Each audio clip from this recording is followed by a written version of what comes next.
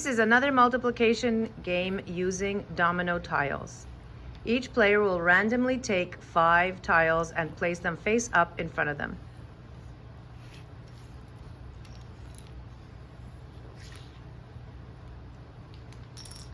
Once they are turned over, they will name the factors and the product of each tile. Player number 1. 4 times 0 is 0. 2 times 3 is 6. 1 times 6 is 6. 1 times 3 is 3. 6 times 6 is 36. Player number 2. 5 times 5 is 25. 5 times 0 is 0. 4 times 1 is 4. 4 times 4 is 16. And 2 times 3 is 6.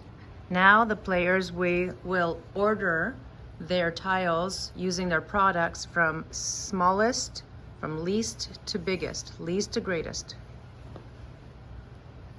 Player number 1, say it out loud. 0, 3, 6, 36.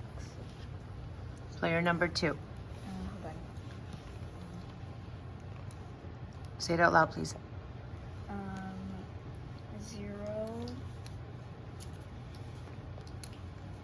4,